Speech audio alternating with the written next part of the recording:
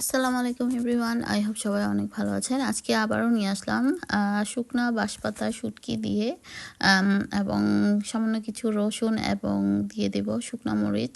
তো এগুলো দিয়ে খুব মজার একটি ভর্তার রেসিপি করব। তো চলুন দেখে নিই। তো প্রথমে আমি শুকনা অবস্থাতেই এগুলোকে খুব ভালো মতো টেলে নিচ্ছি বা ভেজে নিচ্ছি। তো যখন একটু মচমচা হয়ে আসবে সেই পর্যায়ে আসলে এটাকে আস্তে আস্তে আগুন দিয়ে ভেজে নিতে হবে। তো যখন শুটকিটা ভাজার পরে ঠান্ডা হওয়ার পর এটাকে হালকাভাবে ধুয়ে তারপর চলে আসলাম এখন বাটাবাটি করতে। তো এখন প্রথমে আমি শুকনা মরিচটা উপরে সামান্য একটু লবণ দিয়ে নিচ্ছি, তাহলে বাটতে সুবিধা হবে। আপনারা চাইলে এখানে একটু পানিও অ্যাড করতে পারেন। তো যাই হোক, মরিচটা যেহেতু একটু ক্রিস্পি ছিল তাই আসলে বাটতে ইজি হচ্ছে। তো আপনারা চাইলে ভিজিয়েও রাখতে পারেন, ভিজিয়েও রাখলে কিন্তু এটা নরম হয়ে যায় আর বাটতে ইজি হয়।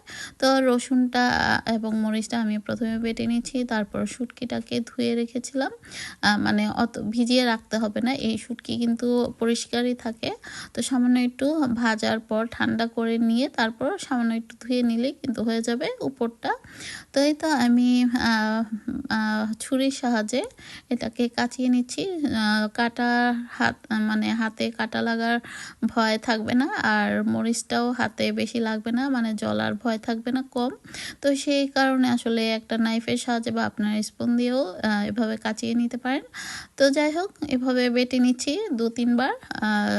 আপনারা চাইলে শুটকি যারা কামড়ের নিচে পড়লে ভালো লাগে যাদের, তারা কিন্তু কম বাটলেও হবে। তবে আমার কাছে একটু মিহি মিহি বা হালকা আস্ত থাকলেও সমস্যা নেই।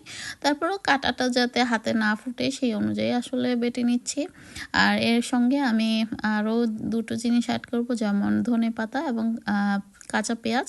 আপনারা চাইলে পেঁয়াজটাকে ভেজেও নিতে পারেন, তবে আমার কাছে শুটকির ভর্তায় কাঁচা পেঁয়াজটাই বেশি ভালো লাগে। তো সেই অনুযায়ী আসলে এটাকে করে নেব। আপনারা চাইলে এভাবে বাসায় রেডি করে নিতে পারেন। আর ভালো লাগলে অবশ্যই এইভাবে একবার হলেও বানিয়ে দেখবেন। আই হোপ আপনাদেরও ভালো লাগবে। আর যাদের জিভে পানি চলে আসছে অলরেডি, আসলে কিছুই করার নেই, রেসিপি তো দিয়েই দিলাম, আপনারা বাসায় অবশ্যই বানিয়ে খান। ভালো লাগলে এবং আমার সাথে আমার চ্যানেলটিকে লাইক, শেয়ার, সাবস্ক্রাইব করবেন। তো যাই হোক, আপনারা দেখতে থাকুন।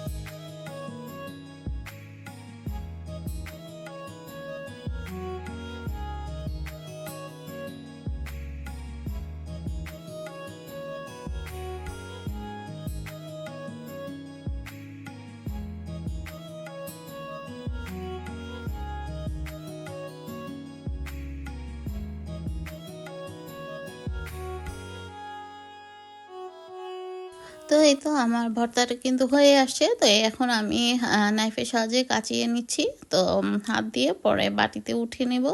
তারপর আমি অনেকেই তো দেখেন যে বা দেখায় যে পাটায় এই ভর্তা বাটা ভাত খায়।